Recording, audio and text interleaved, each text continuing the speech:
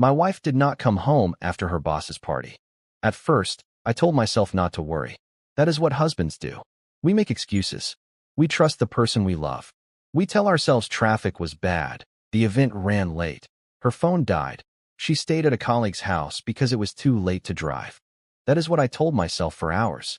But by 2:17 in the morning, when my phone buzzed with a message from an unknown number saying, "Check her phone," I knew something was terribly wrong.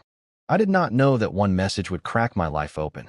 I did not know that my wife, the woman I had spent 8 years protecting, loving, and building a future with, had been living a second life right under my nose.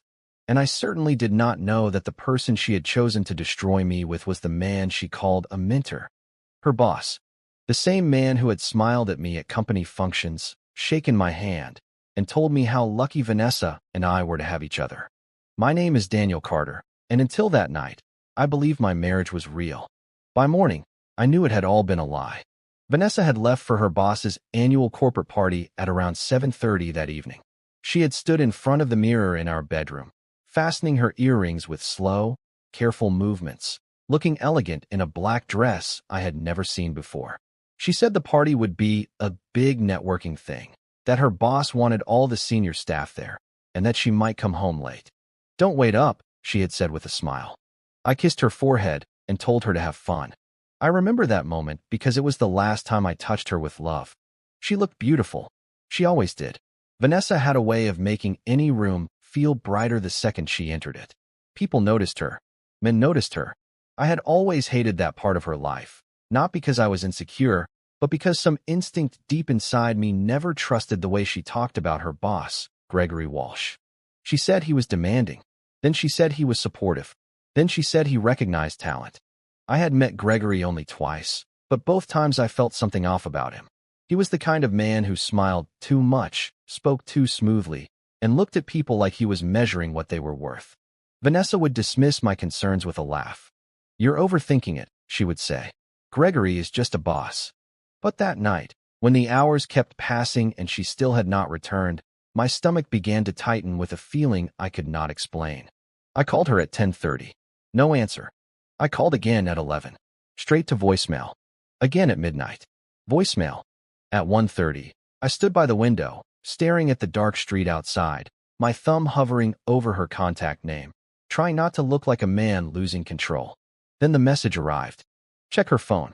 That was all. No name. No explanation. No context. For a moment, I just stared at it, my pulse thudding in my ears. Then I looked at the side table in our bedroom and noticed Vanessa had left her old tablet there before leaving. It was synced to her phone account. My hands shook as I unlocked it. At first, I saw ordinary things. Photos, emails, calendar alerts. Then I found the hidden folder. My breath caught. Inside were deleted messages, hundreds of them, most of them between Vanessa and Gregory. I opened the first one and felt the blood drain from my face. "Gregory, you looked incredible tonight. I wanted to pull you away from everyone." "Vanessa, you had your chance last night." "Gregory, next time, I won't waste it." I kept scrolling, horrified and unable to stop. There were messages from months earlier. Hotel bookings, secret lunches, voice notes, photos, plans to meet when I was supposed to be at work. And then I found the message that made my chest go cold. "Vanessa, he still doesn't know. He never notices anything when he's busy." "Gregory, good. Keep it that way until we're done." "Done? Done with what?" Then I found another thread. This one was worse. There were financial documents attached, property paperwork, transfer requests, account details. My wife had not only been cheating on me, she had been helping Gregory move money.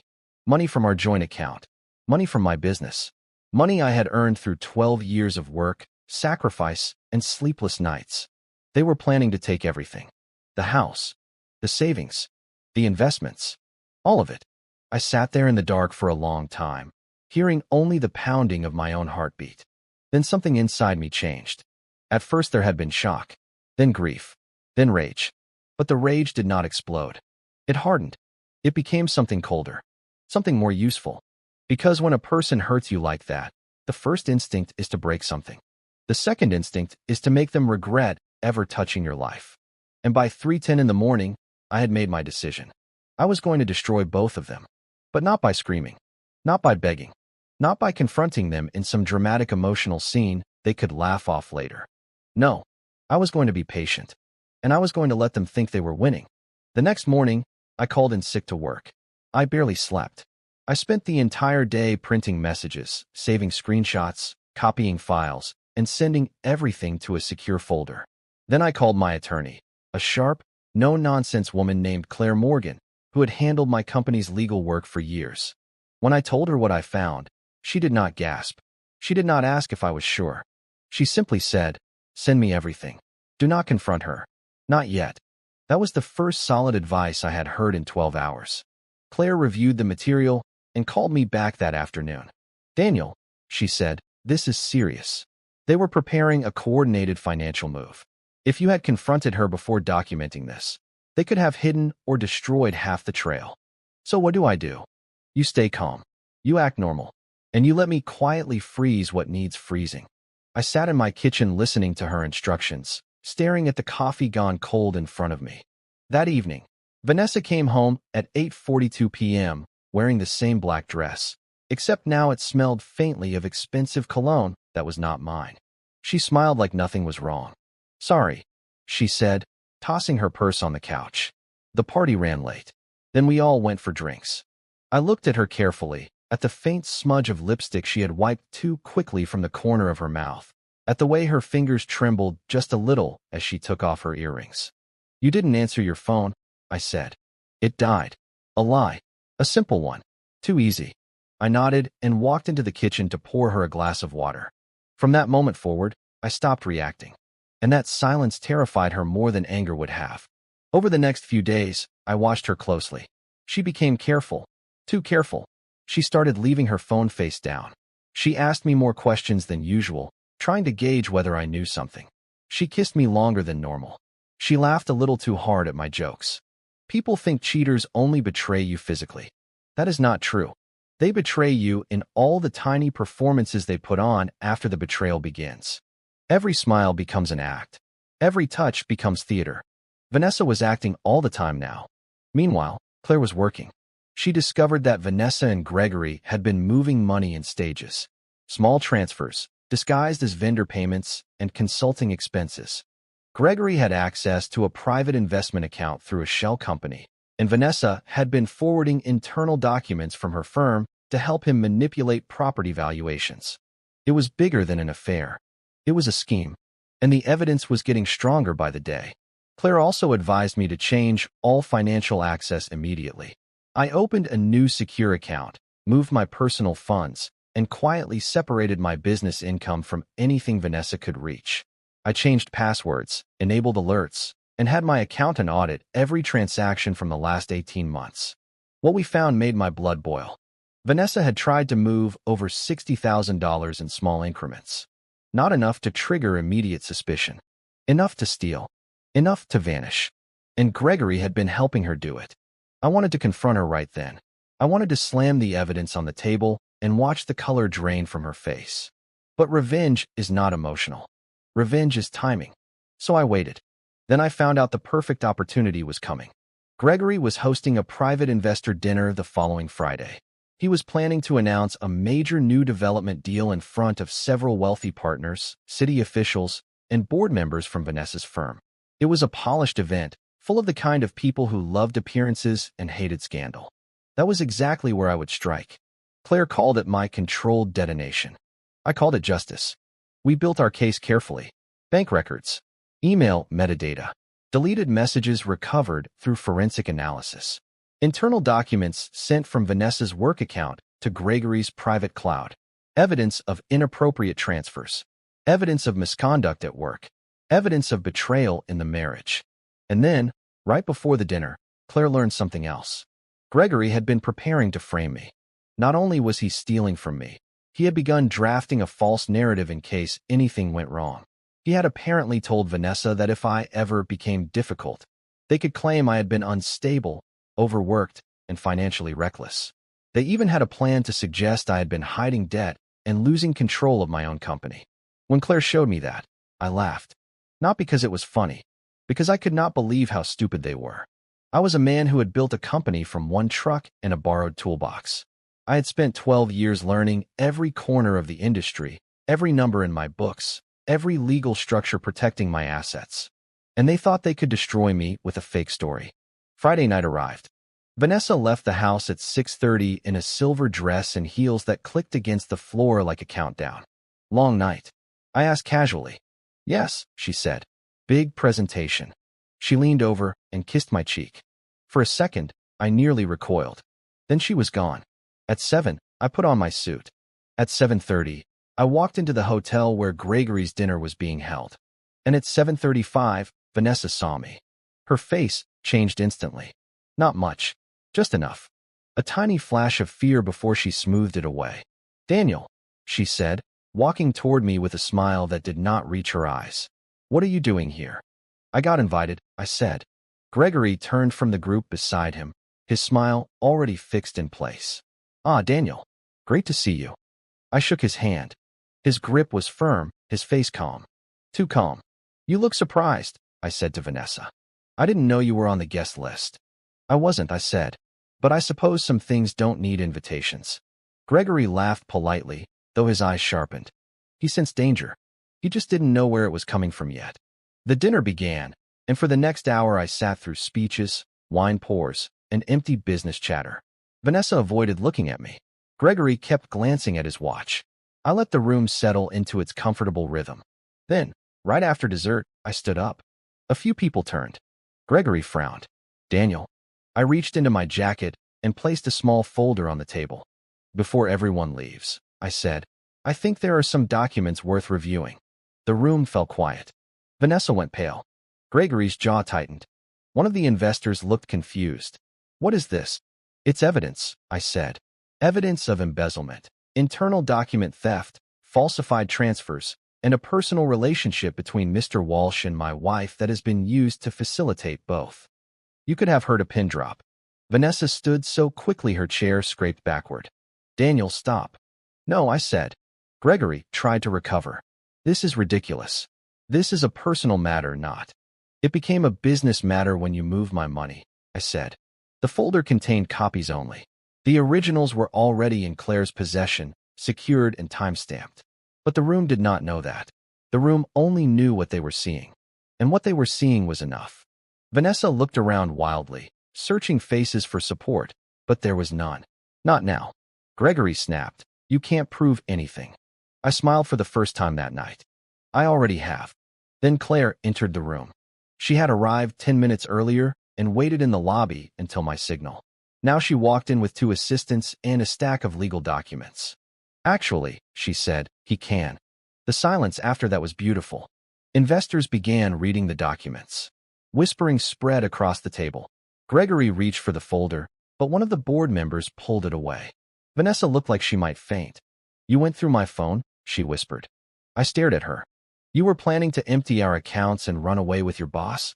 I said. Did you think I would never find out? Her mouth opened, then closed.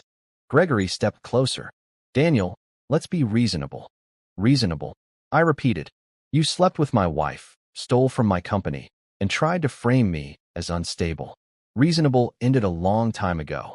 At that moment, security entered the room, followed by 2 city auditors and a detective Claire had quietly invited.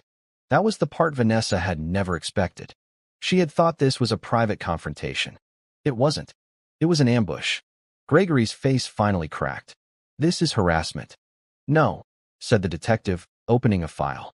This is a criminal inquiry. Vanessa made a sound then, soft and broken, like the last thread holding her together had snapped. She turned to me. Daniel, please. We can talk about this. We already did, I said. You just didn't think I was paying attention. The detective explained that several accounts were now under review and that both Vanessa and Gregory would need to provide statements. The investors, embarrassed and furious, started leaving the room one by one. Gregory's carefully built image collapsed in real time, right there under the hotel lights. As for Vanessa, I watched the truth hit her all at once. It wasn't the cheating that broke her. It was the fact that she had believed she was smarter than the man she betrayed. She looked at me with tears in her eyes. I never meant for it to go this far. That, I said, is the most honest thing you've said to me in years. Gregory tried one last time to salvage the situation. pulling Vanessa toward him as if she were still part of his plan. But she pulled away. For the first time that night, I saw fear on his face. Real fear. Not of me. Of exposure. By the end of the evening, Gregory's investors had suspended their support. His firm's board launched an emergency review.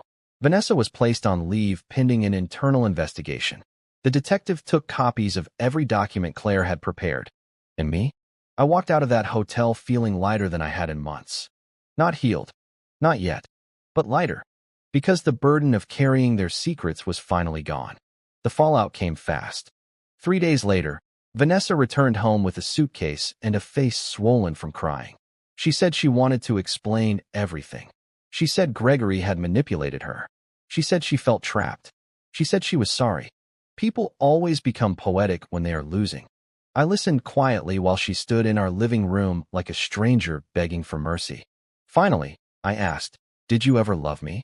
She hesitated. That hesitation was answer enough. "I did," she whispered. "No," I said. "You loved what I gave you.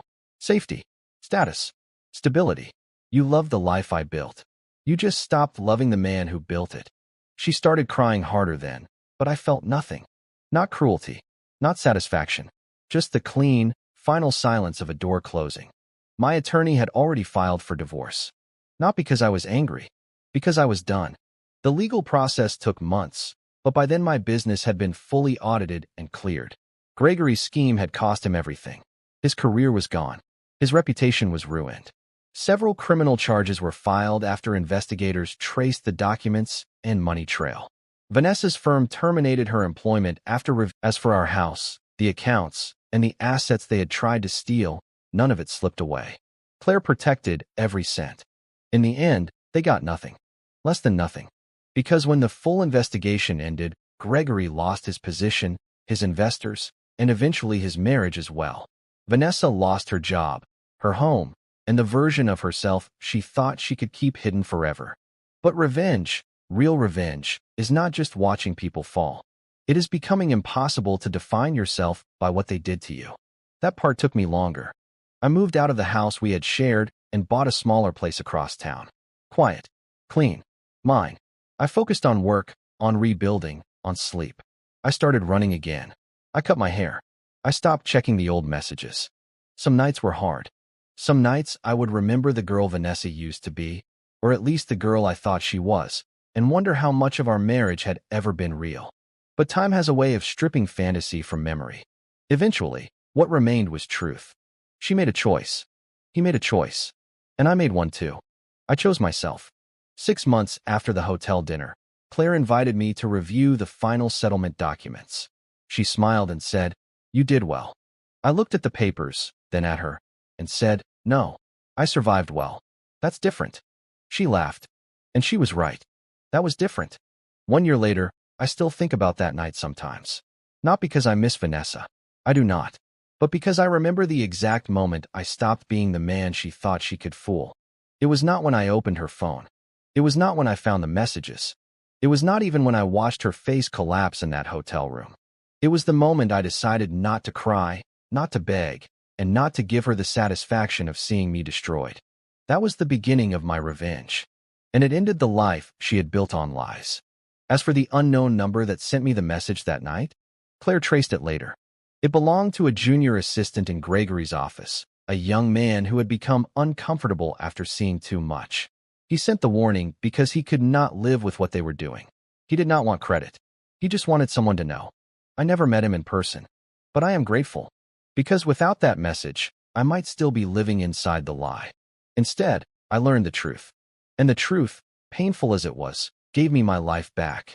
Vanessa once thought she was leaving me behind. In the end, she left behind her own future. And me?